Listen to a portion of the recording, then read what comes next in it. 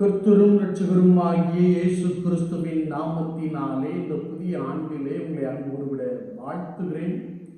உங்களுக்கு கிருபையும் தேவ சமாதானமும் உண்டாவதாக.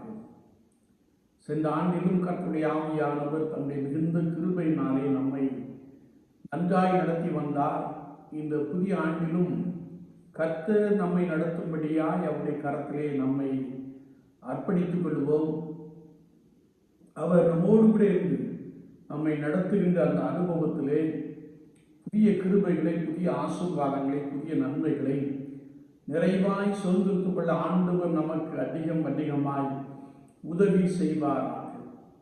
இந்த நாளிலும் கர்த்தருடைய ஆவியானவர் நமக்கு கொடுக்கிற வார்த்தை ஏசாயா தீர்க்கதரிசியின் புஸ்தகம் 8ஆம் அதிகாரம் 13ஆம் வசனம் இப்படி சொல்லுகிறது: சேனைகளின் கர்த்தரையே பரிசுத்தம் பண்ணுங்கள், அவரே உங்கள் பயமும் அவரே உங்கள் அச்சமுமாக இருப்பாராக என்ற ஒரு வசனத்தை நாம் இங்கே வாசிக்க முடியும்.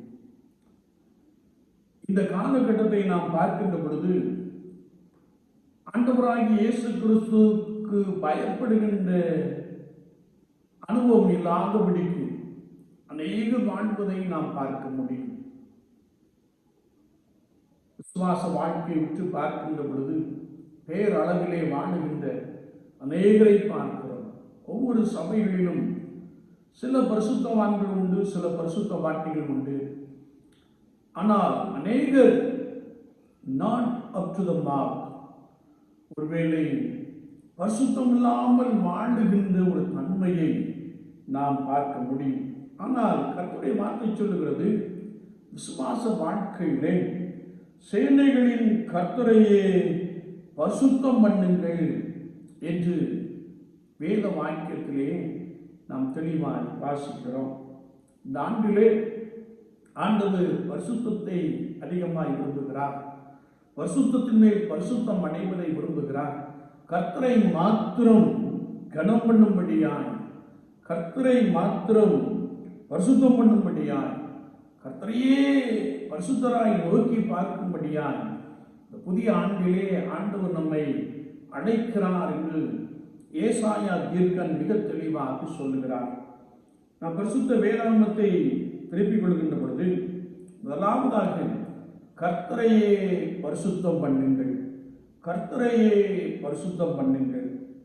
லேவியராகமத்தின் புஸ்தகம் 27ஆம் அதிகாரம் 4-5 வசனங்களை நாம் வாசிக்கின்ற பொழுது அங்கே கர்த்தருடைய வார்த்தை சொல்லுகிறது: நான் பரிசுத்த ஆகையால் நீங்களும் பரிசுத்தராயிருங்கள், நான் பரிசுத்த ஆகையால் நீங்கள் எனக்கேற்ற பரிசுத்தத்தோடு கூட காணப்படுங்கள் என்று சொல்லி கர்த்தருடைய வார்த்தையை நாம் இங்கே வாசிக்க முடியும். அது மாத்திரமல்ல, நாம் இன்னும் லேவியராகமத்தின் புஸ்தகம் 19ஆம் அதிகாரம் 2ஆம் வசனத்தை நாம் வாசிக்கின்ற பொழுது இஸ்ரவேலின் சபை அனைத்தோடும் பரிசுத்தம் வேண்டும் என்பதை குறித்து நாம் வாசிக்கிறோம். ஒருவேளை நான் மட்டும் பரிசுத்தமாய் இருந்தால் போதாது, நான் ஆராதிக்கின்ற கர்த்தருடைய சபை அல்லது கர்த்தருடைய ஜனங்கள் பரிசுத்தமாய் இருக்க வேண்டும் என்பதை குறித்து பரிசுத்த வேதாகமும் நமக்கு இன்னும் ஆழமாய் கற்றுக் கொடுக்கிறது. அப்போஸ்தலனாகிய பேதுரு எழுதின 1ஆம் நிருபம் 1ஆம் அதிகாரம் 15-16 வசனங்களை நாம் வாசிக்கின்ற பொழுது, உங்களை அழைத்தவர் பரிசுத்தர் ஆகையால் நீங்கள் உங்கள் நடக்கைகள் எல்லாவற்றிலும் பரிசுத்தராய் இருங்கள் என்று எழுதப்பட்டிருக்கிறது என்ற ஒரு வசனத்தை நாம் தெளிவாய் வாசிக்க முடியும். என்னை கேட்டுக்கொண்டிருக்கிற என் அன்பு சகோதரனே, சகோதரியே, நாம் வாழ்ந்து கொண்டிருக்கின்ற உலகம் ஒருவேளை பாவத்தால் நிறைந்திருக்கிற ஒரு உலகத்திலே நாம் வாழ்ந்து கொண்டிருக்கிறோம். ஆனால் இந்த உலகத்தில் தான் அல்லது பாவம் அக்கிரமம் நிறைந்த ஜனங்களுக்கு மத்தியிலே நீங்களும் நானும் கர்த்தருக்கேற்ற பரிசுத்தமாய் வாழ வேண்டும். ஒவ்வொரு நாளும் நம்முடைய நடக்கையிலே நாம் பரிசுத்தத்தை காண்பிக்க வேண்டும் என்பதை குறித்து ஆண்டவர் மிகவும் அக்கறை உடையவராக காணப்படுகிறார். எபிரேயர் 12:14 நாம் வாசிக்கின்ற பொழுது, பரிசுத்தம் இல்லாமல் ஒருவரும் தேவனை தரிசிக்க முடியாதே. மத்தேயு 5:8 நாம் வாசிக்கின்ற பொழுது, இருதயத்தில் சுத்தம் உள்ளவர்கள் அவர்கள் தேவனை தரிசிப்பார்கள் என்ற ஒரு வசனத்தை நாம் இன்னும் ஆழமாய் வாசிக்கிறோம். யோவேல் 2:16 வாசிக்கின்ற பொழுது, சபையை பரிசுத்தப்படுத்துங்கள் என்று யோவேல் தீர்க்கதரிசி சொல்லுகிறார். என்னை கேட்டுக்கொண்டிருக்கிற என் அன்பு தெய்வ ஜனமே, நாம் ஆராதிக்கின்ற கர்த்தராகிய இயேசு கிறிஸ்து பரிசுத்தம் உள்ளவராய் இருக்கிறபடினாலே நாம் அனுதின ஜீவியத்திலே நான் கர்த்தரை ஆராதிக்கின்ற கர்த்தருடைய சபையும் பரிசுத்தப்படுத்தப்பட வேண்டும் என்பதை குறித்து வேத வாக்கியங்கள் நமக்கு இன்னும் ஆழமாய் கற்றுக் கொடுக்கிறது.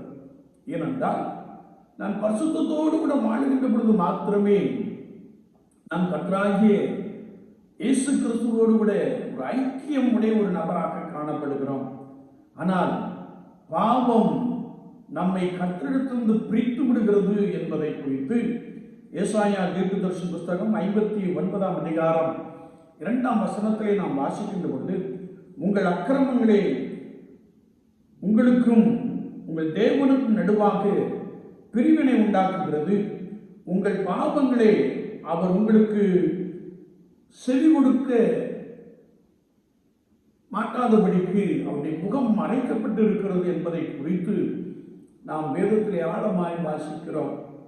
ஒரு மனிதன் பாவம் செய்கின்ற பொழுது தேவனோடு கூட உள்ள உறவை அவன் முறித்துக் கொள்ளுகிறான், அல்லது தேவனோடு கூட கொண்டுள்ள அந்த ஐக்கியத்திலிருந்து அவன் விலகி விடுகிறான் என்பதை குறித்து வசனங்கள் நமக்கு ஆழமாய் கற்றுக் கொடுக்கிறது. நம்முடைய அக்கிரமம், நம்முடைய பாவம் தேவனோடு கூட நாம் சேரப்பட்டாதபடிக்கு அது தடுப்பு சுவராக, அது நம்மை பிரிக்கிறதாக காணப்படுகிறது என்பதை ஏசாயா தீர்க்கன் மிக தெளிவாக சொல்லுகிறார்.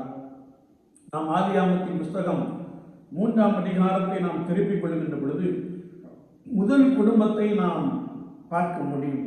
ஆதாம் ஏவாள். ஆண்டவர் அவர்களை ஒரு நல்ல அழகிய தோட்டத்திலே கொண்டு போய் வைத்தார். கர்த்தருடைய வசனத்தை நாம் வாசிக்கின்ற பொழுது, நீங்கள் இந்த தோட்டத்தின் விருட்சத்தின் கனிகளை எல்லாவற்றையும் புசிக்கலாம், ஆனால் தோட்டத்தின் நடுவில் உள்ள விருட்சத்தின் கனியை புசிக்க கூடாது என்று கட்டளை கொடுத்தார். ஆனால் வேதத்திலே நாம் வாசிக்கிறோம், சர்ப்பம் வஞ்சனை உள்ளதாக காணப்பட்டபடினாலே சர்ப்பம் ஏவாளை வஞ்சித்தது, அல்லது ஏவாள் சர்ப்பத்தின் சத்தத்திற்கு செவி கொடுத்தால் ஆண்டவருடைய சத்தத்தை விட்டு விலகினார். வேதத்தை நாம் தொடர்ந்து வாசிக்கின்ற பொழுது, பகலின் குளிர்ச்சியான வேளையிலே ஆண்டவராகிய தேவன் ஆதாம் ஏவாளோடு கூட பேசிக்கொண்டே வந்தார். அவர்கள் மத்தியிலே உலாவி வந்தார் என்று வசனம் தெளிவாய் கற்றுக் கொடுக்கிறது. ஆனால் இவர்கள் சர்ப்பத்தின் சத்தத்திற்கு செவி கொடுத்தபடியினாலே இவர்கள் தேவ சன்னதியை விட்டு விலகி அவர்கள் கீழ்ப்படியாமையினாலே பாவம் செய்து தங்களை ஒழித்துக் கொண்டார்கள் என்ற ஒரு வசனத்தை நாம் தெளிவாய் வாசிக்க முடியும். என்னை கேட்டுக்கொண்டிருக்கிற என் அன்பு தெய்வ ஜனங்களே, ஒருவேளை நான் கர்த்தருடைய சத்தத்திற்கு, கர்த்தருடைய வார்த்தைக்கு கீழ்ப்படியவில்லை என்றால் அது பாவம் என்று வேதம் நமக்கு தெளிவாய் கற்றுக் கொடுக்கிறது. விசுவாச வாழ்க்கையிலே நான் கர்த்தருடைய சத்தத்தை கேட்பதற்காக அவருக்கேற்ற பரிசுத்தத்தோடு கூட நாம் எப்பொழுதும் காணப்படுகின்ற பொழுது ஆண்டவராகிய தேவன் நம் மத்தியிலே உலாவி வருகிறவராக இருக்கிறார். நாம் ஏசாயா தீர்க்கதரிசி புஸ்தகத்தை திருப்பிக் கொள்ளுகின்ற பொழுது, 1 அதிகாரத்தை நாம் திருப்பிக் கொள்ளுகின்ற பொழுது, அங்கே ஏசாயா தீர்க்கன் கர்த்தருடைய ஜனங்களை பார்த்து, என் ஜனங்களே கேளுங்கள், வானங்களே கேளுங்கள், பூமியே செவிகொடு, கர்த்தர் பேசுகிறார். நான் பிள்ளைகளை வளர்த்து ஆதரித்தேன், அவர்களோ எனக்கு விரோதமாய் கலகம் பண்ணினார்கள். என் ஜனம் உணர்வில்லாமலும் இருக்கிறார்கள். வேதத்தை நாம் வாசிக்கின்ற பொழுது, மாடு தன் எஜமானையும் கழுதை தன் முன்னணையும் அறியும், சிறவிலோ அறிவில்லாமலும் என் ஜனம் உணர்வில்லாமலும் இருக்கிறது என்கிறார். ஐயோ, பாவமுள்ள ஜாதியும் அக்கிரமத்தால் பாரம் சுமந்த ஜனமும் பொல்லாதவர்களின் சந்ததியும் கேடுண்டார்களின் புத்திரருமாய் இருக்கிறார்கள். கர்த்தரை விட்டு இஸ்ரவேலின் பரிசுத்தருக்கு கோபம் உண்டாக்கி பின்வாங்கி போனார்கள் என்ற ஒரு வசனத்தை நாம் இங்கே வாசிக்க முடியும். ஆண்டவர் இஸ்ரவேல் ஜனங்களை பார்த்து, என் ஜனம் என்னை விட்டு விட்டார்கள், என் ஜனம் எனக்கு விரோதமாய் செயல்படுகிறார்கள், என் ஜனம் நான் விரும்புகின்றபடி நடக்கவில்லை என்பதை குறித்து அவர் தீர்க்கதரிசியை கொண்டு மிக தெளிவாக சொல்லுகிறார். அது மாத்திரமல்ல, நாம் கர்த்தருடைய சபையை இங்கே பார்க்கின்ற பொழுது, இனி வீண் காணிக்கைகளை கொண்டு வர வேண்டாம், தூபம் காட்டுதல் எனக்கு அருவருப்பாய் இருக்கிறது, நீங்கள் அக்கிரமத்தோடு ஆசரிக்கிற மாத பிறப்பையும் ஓய்வு நாளையும் சபை கூட்டத்தையும் இனி நான் சகிக்க மாட்டேன் என்று சொல்லுகிற ஒரு வசனத்தை நாம் இங்கே தெளிவாய் வாசிக்க முடியும். என்னை கேட்டுக்கொண்டிருக்கிறேன் என் அன்பு சகோதரனே, சகோதரியே, ஒவ்வொரு ஆண்டும் நாம் புதிய ஆண்டின் கொண்டாட்டத்தை சிறப்பாக கொண்டாடுகிறோம். ஆனால் ஒரு தெய்வ பயம் இல்லாதபடிக்கு கர்த்தருடைய சபையிலே வந்து நிற்பதை நாம் நன்றாய் அறிந்திருக்கிறோம். எல்லாரும் அல்ல, ஆனால் சில கர்த்தருக்கென்று பரிசுத்தப்பட்டவர்கள், கர்த்தரை சார்ந்தவர்கள், கர்த்தரை விசுவாசிக்கிறவர்கள் மிகுந்த பரிசுத்தத்தோடு விட கர்த்தருடைய சமூகத்திலே வந்து நிற்பதையும், அநேக ஏதோ பண்டிகை கொண்டாடுகிற ஒரு எண்ணத்திலும் வந்து நிற்பதையும் நாம் நன்றாய் அறிந்திருக்கிறோம். எனவே ஆண்டவர் சொல்லுகிறார், இதெல்லாம் எனக்கு வேண்டாம், நீங்கள் எனக்கு வேண்டும் என்று சொல்லி, உன் இருதயம் எனக்கு வேண்டும் என்று சொல்லி கர்த்தருடைய புஸ்தகத்தை நாம் தேடி வாசிக்கின்ற பொழுது, உங்களை கழுவி சுத்திகரியுங்கள் என்று சொல்லுகிறார். என்னை கேட்டுக்கொண்டிருக்கிற என் அன்பு சகோதரனே, சகோதரியே, இந்த புதிய ஆண்டிலே கர்த்தருடைய ஆவியானவர் உங்களோடு கூட வர வேண்டும் என்றால், கர்த்தருடைய சமூகம் உங்களுக்கு முன் செல்ல வேண்டும் என்றால், கர்த்தருடைய பிரசன்னம் உங்களை ஆண்டு கொண்டு வழிநடத்த வேண்டும் என்றால், நீங்கள் கர்த்தருக்கேற்ற பரிசுத்தத்தோடு கூட காணப்பட வேண்டும். அதற்காக உங்கள் பாவங்கள், உங்கள் அக்கிரமங்கள் எல்லாவற்றையும் விட்டுவிட்டு உங்களை கழுவி சுத்திகரியுங்கள். உங்களை கழுவி சுத்திகரித்து உங்கள் கிரியைகளின் பொல்லாப்பை என் கண்களுக்கு மறைவாக அகற்றிவிட்டு நீங்கள் மனம் பொருந்தி செவி கொடுத்தால் என்று சொல்லுகிறார். பண்டிகை ஆசரிப்பது மகிழ்ச்சி. ஆனால் கர்த்தருடைய ஆவியானவர் எதை விரும்புகிறார் என்றால், நான் பரிசுத்தத்தோடு கூட பண்டிகையை ஆசரிக்க வேண்டும், நான் பரிசுத்தத்தோடு கூட புதிய ஆண்டுக்குள்ளே கடந்து செல்ல வேண்டும், நான் பரிசுத்தத்தோடு கூட தெய்வத்தை நோக்கி பார்க்க வேண்டும் என்று பரிசுத்த ஆவியானவர் மிக தெளிவாக விரும்புகிறார்.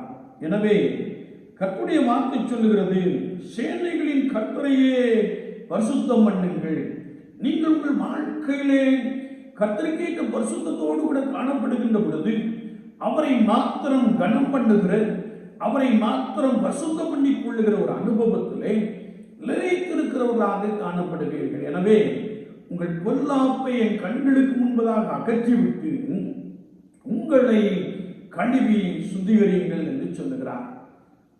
நாம் வேதத்தை வாசிக்கின்ற பொழுது, இயேசு கிறிஸ்துவின் ரத்தம் சகல பாவங்களை நீக்கி நம்மை சுத்திகரிக்கும் என்று சொல்லி நாம் பரிசுத்த வேதாகமத்திலே மிக தெளிவாக அறிந்து கொள்ள முடியும். எனவே விசுவாச வாழ்க்கையிலே நான் கர்த்தரை ஆராதிக்கின்ற கர்த்தருடைய சபையிலே பரிசுத்தத்தோடு கூட காணப்பட வேண்டும் என்பதை குறித்து வசனம் மிக தெளிவாக கற்றுக் கொடுக்கிறது.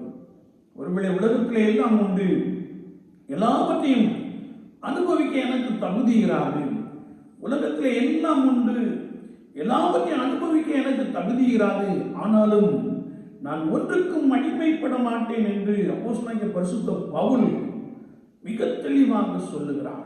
என்னை கேட்டுக்கொண்டிருக்கிற என் அன்பு தெய்வ ஜனங்களே, விசுவாச வாழ்க்கையிலே புதிய ஆண்டின் பண்டிகையை நாம் எவ்வண்ணமாய் ஆசரித்துக் கொண்டிருக்கிறோம். ஆண்டவர் பரிசுத்தத்தோடு கூட நாம் பண்டிகையை ஆசரிக்கின்ற பொழுது நாம் சேனைகளின் கர்த்தரையே பரிசுத்தம் பண்ணுகின்ற ஒரு அனுபவத்திற்குள்ளே கடந்து வருகிறோம் என்பதை குறித்து வசனம் மிக தெளிவாக கற்றுக் கொடுக்கிறது. ஆதியாகமத்தின் புஸ்தகம் 5ஆம் அதிகாரம் 22ஆம் வசனத்தை நாம் வாசிக்கின்ற பொழுது, ஏனோக் தேவனோடு கூட 300 ஆண்டுகள் சஞ்சரித்துக் கொண்டிருந்தான் என்று வசனம் ஆழமாய் கற்றுக் கொடுக்கிறது. ஆதியாகமத்தின் புஸ்தகம் 6ஆம் அதிகாரம் 5ஆம் வசனத்தை நாம் வாசிக்கின்ற பொழுது, நோவா காலத்தில் மனுஷனுடைய அக்கிரமம் பூமியிலே பெருகிற்று. ஒருவேளை மனுஷனுடைய நினைவின் தோற்றமெல்லாம் அக்கிரமமாக காணப்பட்டது. மனுஷர்கள் பூமியிலே சீர்கெட்டு போய் கிடந்தார்கள். அவர்கள் தேவனற்றவர்களாய் வாழ்ந்து கொண்டிருந்தார்கள். அவர்கள் தங்களை கெடுத்துக் கொண்டார்கள். பூமியிலே பாவமும் அக்கிரமமும் பெருகிக்கொண்டே இருந்தது என்று நாம் நோவா காலத்தை குறித்து வாசிக்க முடியும். இந்த ஆதியாகமத்தின் புஸ்தகம் 6ஆம் அதிகாரம் 9ஆம் வசனத்திலே நாம் வாசிக்கின்ற பொழுது, அப்படி பாவம் பெருகிக் கொண்டிருந்த, அக்கிரமம் பெருகிக் கொண்டிருந்த அந்த காலகட்டத்திலே நோவா தன் காலத்தில் நீதிமானும் உத்தமனுமாய் காணப்பட்டான். அவன் தேவனோடு கூட சஞ்சரித்துக் கொண்டிருந்தான் என்று வார்த்தை மிக தெளிவாக கற்றுக் கொடுக்கிறது. என்னை கேட்டுக்கொண்டிருக்கிற என் அன்பு தெய்வ ஜனங்களே, உலகம் பல்லாங்காலுக்குள் கிடக்கிறது. உலகத்திலே பலவிதமான சம்பவங்கள் நடக்கிறது. உலகத்திலே நாள்தோறும் அக்கிரமமும் பாவமும் பெருகிக்கொண்டே இருக்கிறது. ஒவ்வொரு நாளும் ஒருவேளை கர்த்தருக்கு பிரியமில்லாத செயல்பாடுகள், கர்த்தருக்கு பிரியமில்லாத தன்மைகள் நிரம்பி காணப்படுகிற ஒரு பூமியிலே நாம் வாழ்ந்து கொண்டு இருக்கிறோம். ஆனால் இவைகளின் மத்தியில் தான் ஆண்டவர் நம்மை அவரோடு கூட இருக்கும்படியாய், அவரோடு கூட சஞ்சரித்து வாழும்படியாய், நீதிமானும் உத்தமனும் சன்மார்க்கனுமாய் வாழும்படியாய் ஆண்டவர் நம்மை அழைத்திருக்கிறார் என்பதை நாம் மறந்து போக வேண்டாம். எனவே இந்த உலக வாழ்க்கையை நாம் உற்று பார்க்கின்ற பொழுது வேறு பிரிக்கப்பட்டவர்களாக, பரிசுத்தத்தில் நிலைத்திருக்கிறவர்களாக, பரிசுத்தத்தின் மேல் பரிசுத்தம் அடைகிறவர்களாக, மகிமையின் மேல் மகிமையை பெற்றுக் கொள்ளுகிறவர்களாக நாம் காணப்பட வேண்டும் என்பதை குறித்து வசனம் மிக தெளிவாக கற்றுக் கொடுக்கிறது. விசுவாச வாழ்க்கையிலே நான் எவ்விதமாய் இந்த வருட பிறப்பின் பண்டிகையை ஆசரித்துக் கொண்டிருக்கிறேன்? ஒருவேளை வேதனை உண்டாக்கும் வழி என்னிடத்தில் உண்டோ என்று சொல்லி நாம் நம்மையே நிதானித்து ஆராய்ந்து பார்த்து கர்த்தரிடத்தில் திரும்பிக் கொள்ளுவோம். கர்த்தருடைய சத்தத்துக்கு மனம் பொருந்தி நாம் செவி கொடுப்போம். அப்பொழுது தேசத்தின் நன்மையை நாம் புசித்துக் கொள்ளலாம் என்பதை குறித்து கர்த்தருடைய வசனம் மிக ஆழமாக கற்றுக் கொடுக்கிறது. இரண்டாவதாக நாம் பார்க்கின்ற பொழுது கர்த்தத்துவத்தையும் அவர் ஆளுகையையும் அசட்டை பண்ணாதிருங்கள் என்று நாம் வாசிக்க முடியும். இதே ஏசாயா தீர்க்கதரிசன புஸ்தகம் 8ஆம் அதிகாரத்தை நாம் திருப்பிக் கொள்கின்ற பொழுது 6ஆம் வசனம் சொல்லுகிறது, இந்த ஜனம் மெதுவாய் ஓடுகின்ற சீலோவாவின் தண்ணீர்களை அசட்டை பண்ணி ரேட்சீனையும் ரெமேலியாவின் குமாரனையும் சார்ந்து சந்தோஷிக்கிறபடியினால் என்று வசனத்திலே நாம் மிக ஆழமாக வாசிக்க முடியும். இந்த ஜனம் ஆண்டவர் இவ்வளவு நாளும் என் ஜனம் என் ஜனம் என்று சொல்லிக் கொண்டிருந்தார். இந்த 8ஆம் அதிகாரத்திலே இந்த ஜனம் என்று சொல்லுகிற ஒரு பதத்தை நாம் பார்க்க முடியும். இந்த ஜனம் மெதுவாய் ஓடுகின்ற சீலோவாவின் தண்ணீர்களை அசட்டை பண்ணி என்று வேதம் சொல்லுகிறது. இந்த சீலோவாவின் தண்ணீரை குறித்து நாம் வேதத்திலே வாசிக்கின்ற பொழுது மெதுவாய் ஓடுகிற என்ற வார்த்தை தேவனுடைய ஆளுகையை குறிக்கிறது, தேவ பிரசன்னத்தை குறிக்கிறது, தேவ வழிநடத்துதலை குறிக்கிறது, தேவ ஆலோசனையை குறிக்கிறது. ஏனென்றால் சங்கீதக்காரனாகிய தாவீது சொல்லுகின்ற பொழுது, கர்த்தர் என் மேய்ப்பராய் இருக்கிறார், நான் தாழ்ச்சி அடையேன், அவர் என்னை புல்லுள்ள இடங்களில் மேய்த்து அமர்ந்த தண்ணீர் அண்டையில் கொண்டு போய் விடுகிறார் என்று சொல்லுகிற ஒரு வார்த்தையை நாம் இங்கே தெளிவாய் வாசிக்க முடியும். எனவே நீங்கள் கர்த்தத்துவத்தையும் தேவ ஆளுகையையும் அசட்டை பண்ணாதிருங்கள் என்று கர்த்தருடைய வாசனத்திலே நாம் வாசிக்கிறோம். இந்த யூதா ஜனங்கள், இந்த எருசலேமின் குடிகள் ஒருவேளை மெதுவாய் ஓடுகிற சீலோவாவின் தண்ணீரை அசட்டை பண்ணினார்கள். எரேமியா தீர்க்கதரிசி புத்தகம் 2ஆம் அதிகாரம் 13ஆம் வசனத்தை நாம் வாசிக்கின்ற பொழுது, என் ஜனங்கள் 2 தீமைகளை செய்தார்கள். ஜீவ தண்ணீர் ஊற்றாகி எண்ணெய் விட்டு விட்டார்கள். வெடிப்புள்ள தொட்டிகளை தங்களுக்கென்று வெட்டி கொண்டார்கள் என்ற ஒரு வார்த்தையை நாம் இங்கே பலமாய் வாசிக்க முடியும்.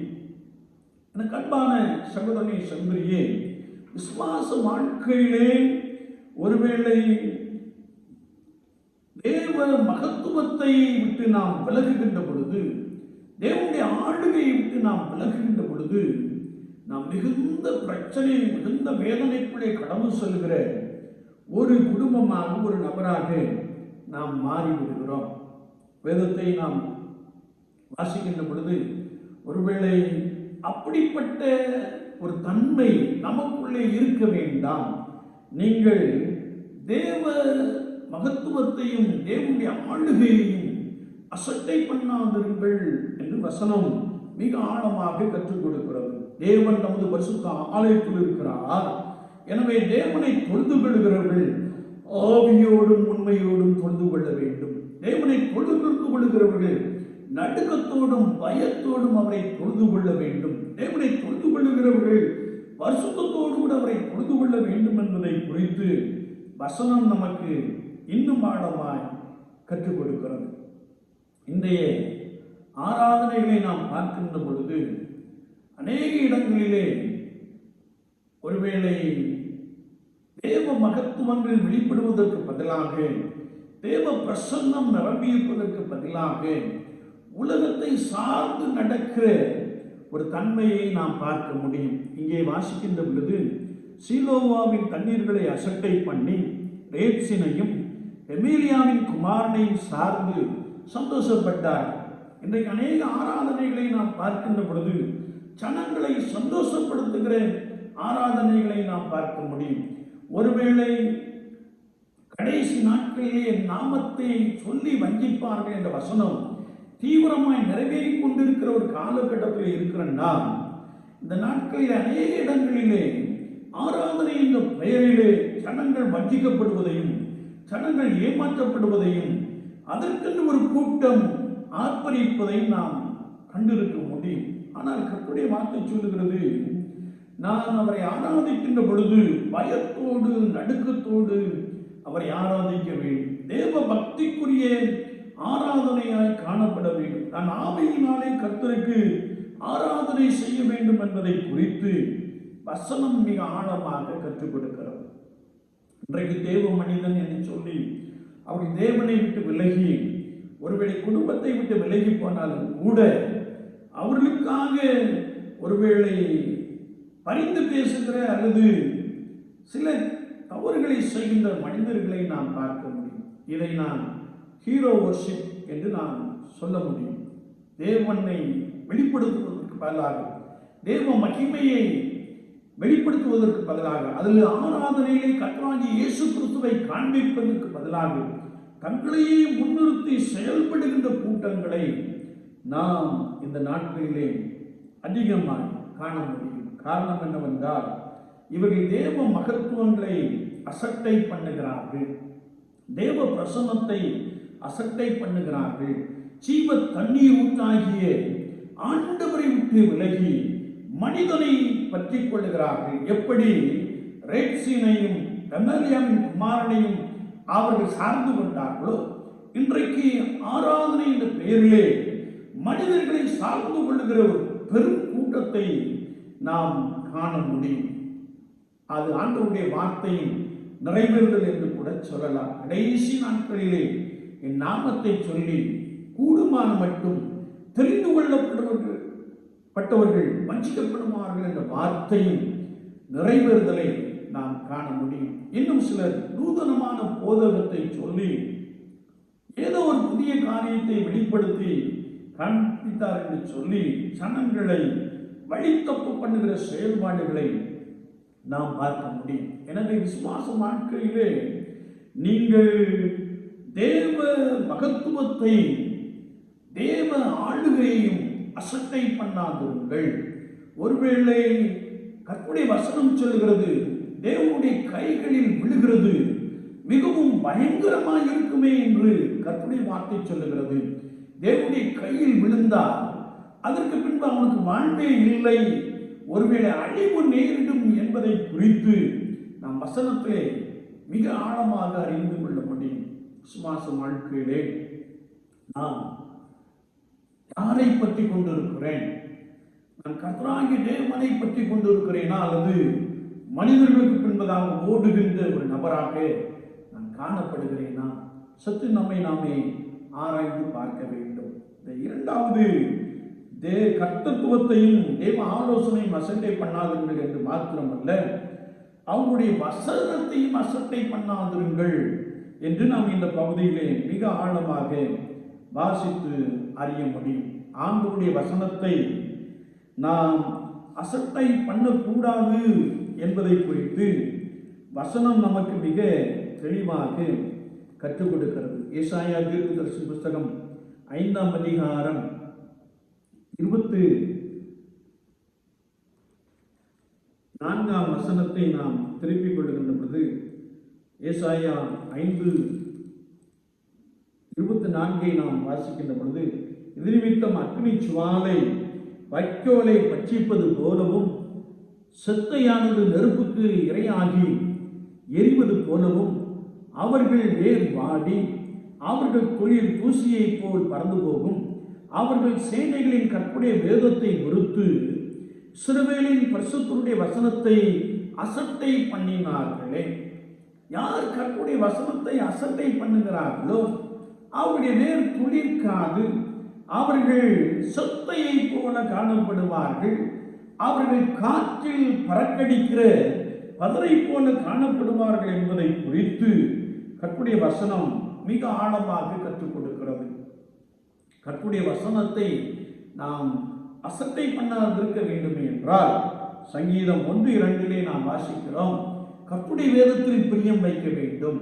கர்த்தருடைய வேதத்தில் பிரியமாய் இருந்து இரவும் பகலும் அவருடைய வேதத்தை தியானிக்கிற மனுஷன் பாக்கியவான். அவன் நீர்க்கால்களின் ஓரமாய் நடப்பட்டு தன் காலத்தில் தன் கனியை தந்து இலையுதிராதிருக்கிற மரத்தை போல் இருப்பான். அவன் செய்வதெல்லாம் வாய்க்கும். யார் கர்த்தருடைய வசனத்தை கை கொண்டு வாழுகிறார்களோ, யார் கர்த்தருடைய வசனத்தை பிரியத்துடன் தியானிக்கிறார்களோ, அவருடைய வாழ்க்கையிலே ஆண்டவர் செழிப்பையும் ஆசீர்வாதத்தையும் அவருடைய செய்கின்ற எல்லா காரியத்தையும் அவர் வாய்க்க பண்ணுகிறார் என்று கர்த்தருடைய வசனம் நமக்கு மிக ஆழமாக கற்றுக் கொடுக்கிறது. சங்கீதம் 119, 105 நாம் வாசிக்கின்ற பொழுது, கர்த்தருடைய வசனம் கால்களுக்கு தீபமும் பாதைக்கு வெளிச்சமுமாக இருக்கிறது. சங்கீதம் 19:7 நாம் வாசிக்கின்ற பொழுது, கர்த்தருடைய வசனம் ஆத்துமாவை உயிர்ப்பிக்கிறதா இருக்கிறது என்று சொல்லி நாம் கர்த்தருடைய புஸ்தகத்திலே இன்னும் தேடி வாசிக்க முடியும். அது மாத்திரமல்ல, யோவான் 5:39 நாம் வாசிக்கின்ற பொழுது, வேத வாக்கியங்களை ஆராய்ந்து பாருங்கள், அவைகளால் உங்களுக்கு நித்திய ஜீவன் உண்டே என்று நீங்கள் எண்ணுகிறீர்களே என்ற வசனத்தை நாம் மிக தெளிவாக அறிந்து கொள்ள முடியும்.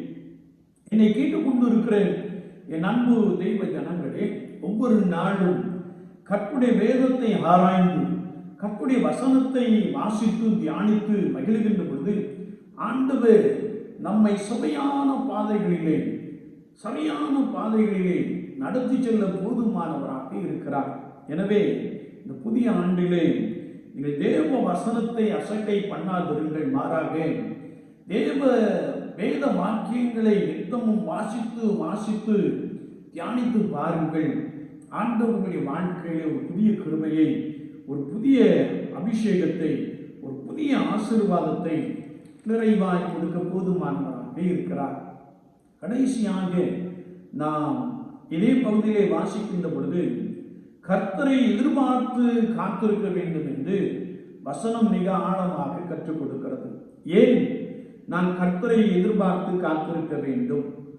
ஏன் நான் கர்த்தரோடு கூட இருக்க வேண்டும் என்று நாம் எண்ணுவோம் என்றால், பரிசுத்த லூக்கா 21ஆம் அதிகாரம் 8ஆம் வசனம் முதல் சொல்லப்பட்ட அத்துணை தீர்க்க தரிசனமான வார்த்தையின் அடையாளங்கள் இந்த நாட்களிலே நிறைவேறிக் கொண்டிருப்பதை நாம் தெளிவாய் அறிந்து கொள்ள முடியும். பரிசுத்த லூக்கா 21ஆம் அதிகாரம் 8ஆம் வசனத்தை நாம் வாசிக்கின்ற பொழுது அங்கே கர்த்தருடைய வார்த்தை சொல்லுகிறது, என் நாமத்தினாலே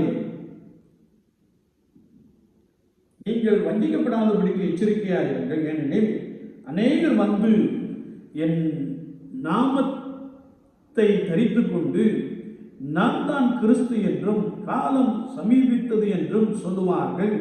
அவர்களை பின்பற்றாதிருங்கள் என்று வசனம் மிக தெளிவாக கற்றுக் கொடுக்கிறது.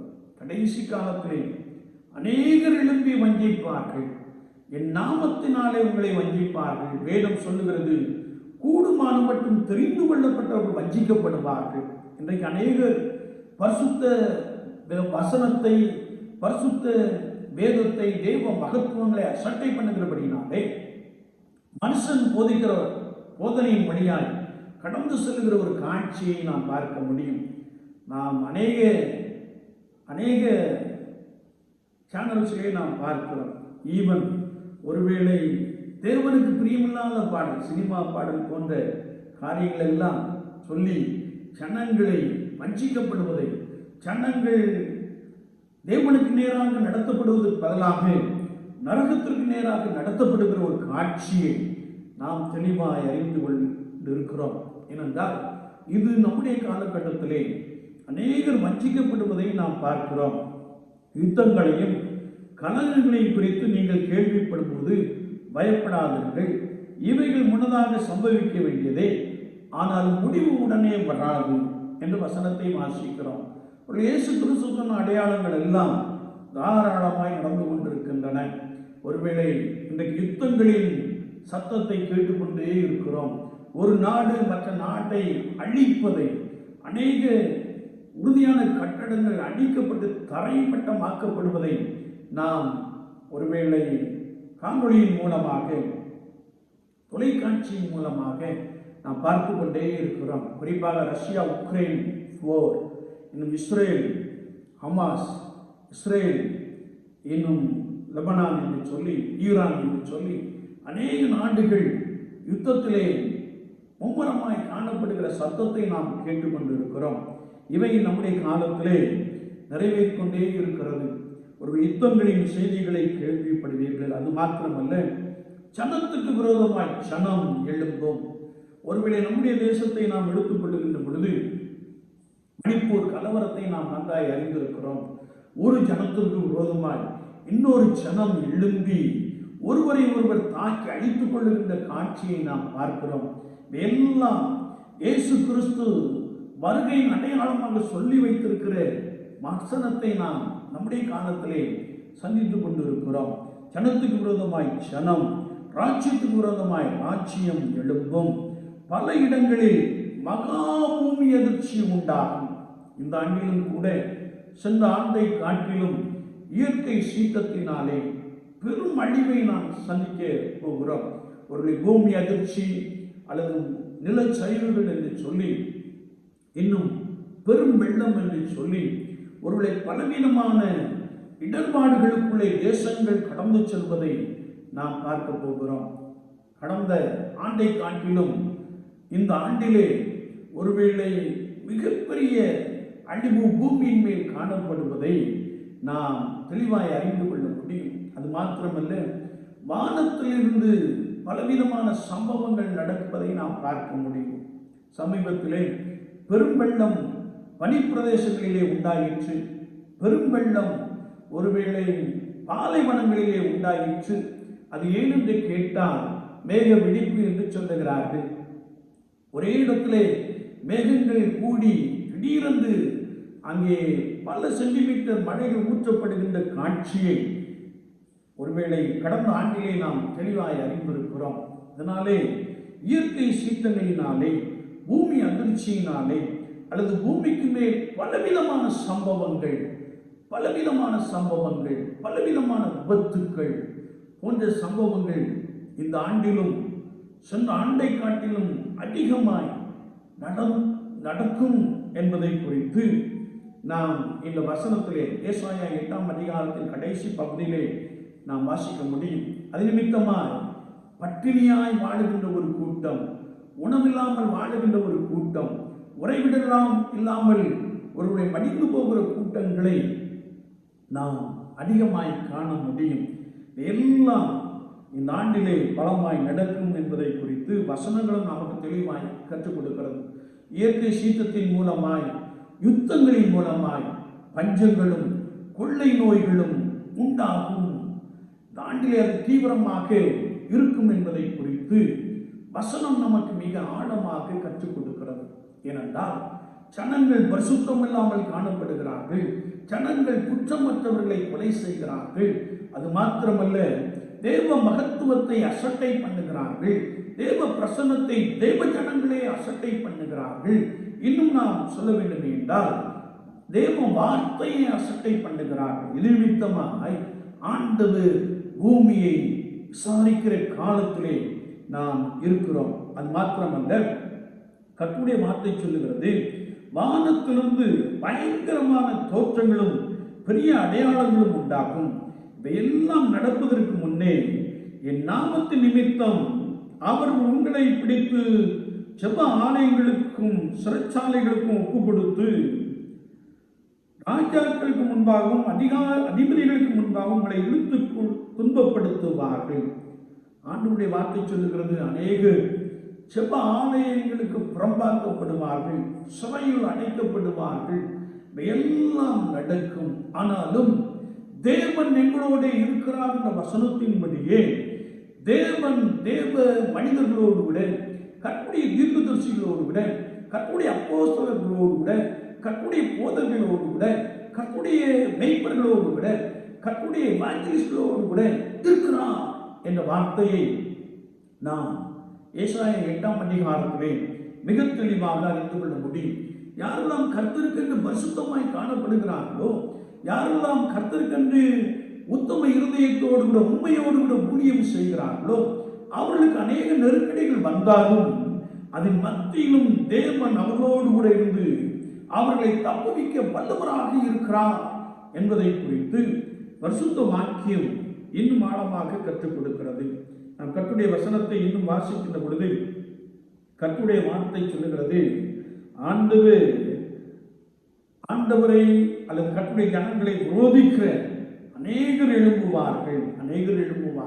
ஆனாலும் கர்த்தர் தமக்கு பிரியமான ஊழியக்காரனை வல்லமையாய் எடுத்து பயன்படுத்துவார்.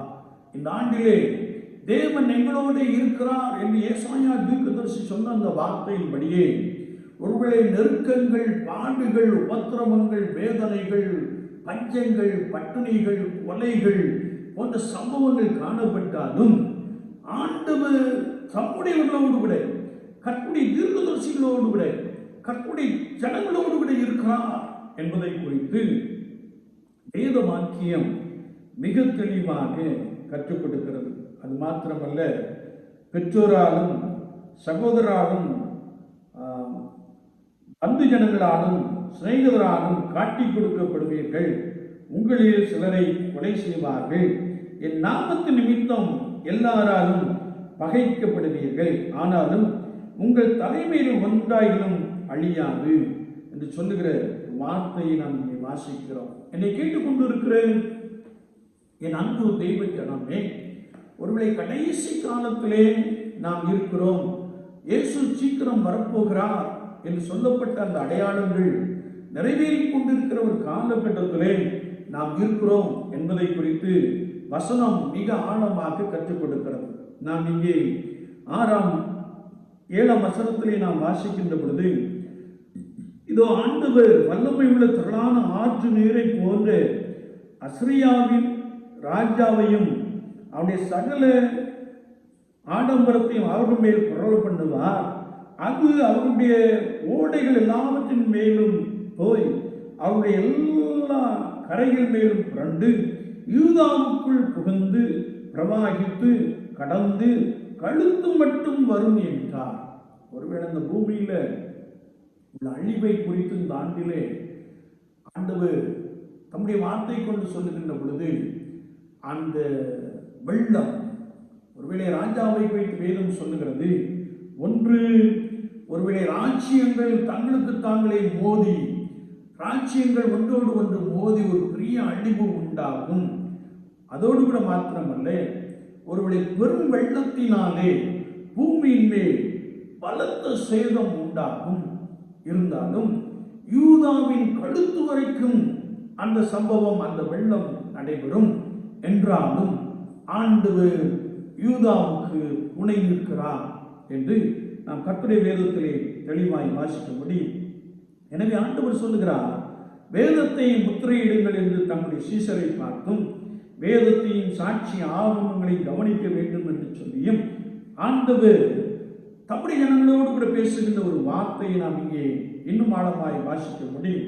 கர்த்தருடைய வசனத்தை நாம் வாசிக்கின்ற பொழுது இந்த வார்த்தையின்படியே சொல்லாவிட்டால் அவர்களுக்கு விடிய காலத்து வெளிச்சம் இல்லை, இடுக்கண் அடைந்தவர்களாயும் பட்டினியாயும் தேசத்தை கடந்து போவார்கள். அவர்கள் பட்டினியாய் இருக்கும் போது மூர்க்க வெறி கொள்வார்கள். அவர்கள் தேவனை தூஷிப்பார்கள். அவர்கள் அண்ணாந்து பார்த்து பூமியையும் நோக்கி பார்ப்பார்கள். ஆனாலும் இதோ இக்கட்டும் அந்தகாரமும் இருக்கும், இடுக்கத்தால் இருளடைந்து அந்தகாரத்திலே தள்ளுண்டு அலைவார்கள் என்று வசனம் நமக்கு மிக ஆழமாக கற்றுக் கொடுக்கிறது. என்னை கேட்டுக்கொண்டு இருக்கிற என் அன்பு சகோதரி சகோதரி, கர்த்தராகிய இயேசு கிறிஸ்துவை உண்மையாய் பின்பற்றுகிறவர்களுக்கும் பேரளவிலே பின்பற்றுகிறவர்களுக்கும் ஆண்டவர் ஒரு பெரிய வித்தியாசத்தை இந்த ஆண்டிலே வைக்கிறார். வேதத்தை நாம் வாசிக்கின்ற பொழுது அவர்களுக்கு இக்கட்டு காலம் என்று சொல்லுகிறார், இருள் சூழ்ந்த ஒரு காலம் என்று சொல்லுகிறார், வெளிச்சமில்லாத ஒரு காலம் என்று சொல்லுகிறார். விசுவாச வாழ்க்கையிலே நான் இப்படிப்பட்ட ஒரு வாழ்க்கையை வாழ்ந்து கொண்டிருக்கிறேன். இந்த புதிய ஆண்டிலே நான் எவ்விதமான ஒரு நோக்கத்தோடு கூட கர்த்தருடைய சபையிலே கர்த்தரை ஆராய்ந்து கொண்டிருக்கிறேன். நான் ஒருவேளை தேவனுக்கேற்ற பரிசுத்தம் நமக்குள்ளே காணப்படுகிறதா என்பதை சற்று நாமே ஆராய்ந்து பார்க்க வேண்டும். ஒருவேளை பரிசுத்த பங்கிலே நாம் சேர்வதற்கு முன்பதாக வேதனை உண்டாக்கும் வழி என்னிடத்துல உண்டோ என்று சொல்லி, ஆண்டவரே என்னை நித்திய வழியிலே நடத்தும் என்று சொல்லி, ஒருவேளை இந்த உலகத்திலே காணப்படுகிற இடுக்கண்கள், தொல்லைகள், துயரங்கள், பாடுகள், பட்டினிகள், சஞ்சலங்கள் இவை எல்லாவற்றையும் விட்டு நான் அண்டை நெருங்கி சேர்கிற ஒரு அனுபவத்தை பெற்றுக்கொள்ள உதவி செய்யும் ஆண்டவரே என்று சொல்லி நம்மை கர்த்தருடைய சமூகத்திலே நாம் அர்ப்பணித்துக் கொள்ளுவோம். அதாவது கர்த்தருடைய வார்த்தை சொல்லுகிறது, கர்த்தரையே பரிசுத்தம் பண்ணுங்கள். உங்கள் வாழ்க்கையிலே ஒவ்வொரு நாளும் ஒவ்வொரு நிமிடமும் கர்த்தரையே பரிசுத்தம் பண்ணுங்கள். கர்த்தருடைய மகத்துவத்தையும் தேவ பிரசன்னத்தையும் தேவ ஆளுகையையும் அசட்டை பண்ணாதிருங்கள். தேவ வசனத்தை அசட்டை பண்ணாதிருங்கள். மூன்றாவதாக கர்த்தரை எதிர்பார்த்து காத்திருங்கள். ஏனென்றால் அவர் உரைத்த அடையாளங்கள் எல்லாம் நித்தமும் பூமியிலே நிறைவேறிக்கொண்டே இருப்பதை நாம் பார்க்க முடியும். எனவே விசுவாச வாழ்க்கையிலே இந்த புதிய ஆண்டிலே ஆண்டவர் நம்மை சரியாய் நடத்த வேண்டும் என்றால், ஆண்டவர் நமக்கு ஜீவனையும் தீர்க்காயுசையும் கொடுக்க வேண்டும் என்றால், ஆண்டவர் நமக்கு ஆசீர்வாதத்தையும் சமாதானத்தையும் கொடுக்க வேண்டும் என்றால், கர்த்தருடைய ஆவியானவர் நம்மிடத்தில் எதிர்பார்க்கிற காரியம் ஒவ்வொரு நாளும் கர்த்தருக்கேற்ற பரிசுத்தம், கர்த்தரையே பரிசுத்தம் பண்ணுகிற அனுபவம். அது மாத்திரமல்ல, கர்த்தருடைய மகத்துவங்களை ஆராய்ந்து பார்க்கிற ஒரு அனுபவம், வேதத்தை ஆராய்ந்து பார்க்கிற ஒரு அனுபவம், அதோடு கூட அவருடைய வருகைக்காக காத்திருக்கிற ஒரு அனுபவத்தை நீங்கள் பெற்றுக்கொள்கின்ற பொழுது மெய்யாகவே மிகுந்த சமாதானம், மிகுந்த மகிழ்ச்சி உங்கள் மீது இருப்பதை நீங்கள் நன்றாய் அறிந்து கொள்ள முடியும். புதிய ஆண்டிலே கர்த்தருடைய ஆலயத்திலே கர்த்தருடைய சமூகத்திலே காத்திருக்கிற நாம் எப்படி இருக்கிறோம்? சற்று நம்மை நாமே ஆராய்ந்து பார்ப்போம். இனி காலம் செல்லாம். வேதம் சொல்கிறது, இதுவே இரட்சண்யத்தின் நாள், இன்றைக்கே இரட்சண்யத்தின் நாள், இனி காலம் செல்லாம். ஒருவேளை இந்த தேவ வசனங்கள் கேட்கக்கூடாத பஞ்சத்தின் நாட்கள் வரும். ஏற்கனவே ஒரு விஷயம் வந்துவிட்டது. கொரோனா காலத்திலே ஒரு அநேக ஆலயங்கள், கிட்டத்தட்ட எல்லா ஆலயங்களும் மூடப்பட்டு விட்டது. வார்த்தைகளை நாம் தியானிக்க முடியாதபடிக்கு, வார்த்தைகளை கேட்கக்கூடாதபடிக்கு, நாம் தேவ வசனத்தை கேட்கக்கூடாத பஞ்சத்தை கடந்து வந்திருக்கிறோம். ராஜ்யங்கள் ஸ்தம்பித்து நின்ற காலகட்டத்தை கடந்து வந்திருக்கிறோம். ஒருவேளை போக்குவரத்துகள் ஸ்தம்பித்து நின்ற ஒரு காலகட்டத்தை கடந்து வந்திருக்கிறோம். ஆனால் இந்த ஆண்டிலும் கூட ராஜ்யங்கள் தத்தளிக்கும். ஒருவேளை ராஜ்யத்துக்குள்ளே பலவிதமான மோதல்களை நாம் பார்க்க முடியும். அதனாலே பொருளாதார வீழ்ச்சிகள், பஞ்சங்கள், பட்டினி சாவுகளை நாம் பார்க்க முடியும். ஆனால் இவை எல்லாவற்றுக்கும் நாம் தப்பிக்கொள்ள பரிசுத்தரையே நீங்கள் கனம் பண்ணுங்கள், கர்த்தரையே பரிசுத்தம் பண்ணுங்கள், கர்த்தரோடு கூட இருங்கள். ஆண்டவருடைய இரண்டாம் வருகையை எதிர்பார்த்து மிகுந்த பரிசுத்தத்தோடு கூட நீங்கள் காத்திருங்கள், அவளோடு கூட காத்திருங்கள். அவருடைய எல்லா அடையாளங்களும் நிறைவேறிக்கொண்டே இருக்கிறது. சுவாச வாழ்க்கையிலே ஆண்டவரே எனக்கு உதவி செய்யும் என்று சொல்லி, இந்த ஆண்டிலும் இந்த கிருபையினாலே நாம் கடந்து வர வேண்டும் என்று சொல்லி, என்னையே உமக்கு அர்ப்பணிக்கிறேன் என்று சொல்லி, ஆண்டவரே என்னுடைய பாவங்கள், ஆண்டவரே என்னுடைய அக்கிரமங்கள் எல்லாவற்றையும் மன்னித்து விடும் என்று சொல்லி நம்மை கர்த்தருடைய சமூகத்திலே தாழ்த்தி அர்ப்பணித்துக் கொள்வோம். தாழ்மை உள்ளவர்களுக்கு கிருபை அளிக்கிறாரே,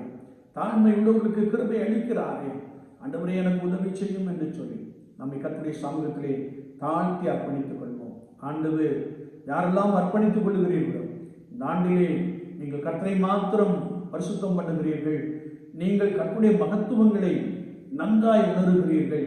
நீங்கள் கர்த்தருடைய வேதத்தை வாசித்து அவரை நெருங்கி சேருகிறீர்கள்.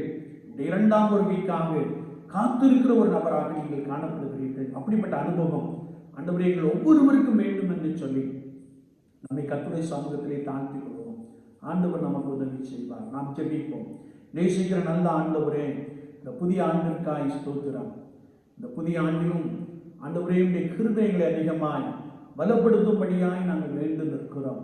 குறிப்பாக ஆண்டவரே இந்த புதிய ஆண்டிலே நாங்கள் உண்மை மாத்திரம் ஆண்டவரே கனம் பண்ண, ஆண்டவரே எங்கள் கண்கள் உண்மை மாத்திரம் நோக்கி பார்க்க கர்த்தர் உதவி செய்யும்படியாய் நாங்கள் வேண்டு நிற்கிறோம். கேட்ட வேத வாக்கியத்தின்படி நாங்கள் உண்மை உறுதியாய் பற்றி கொண்டவர்களாக காணப்பட, உமக்கு உகந்தவர்களாக காணப்பட ஆண்டவர் அதிகமாய் உதவி செய்யும்படியாய் நாங்கள் வேண்டு நிற்கிறோம்.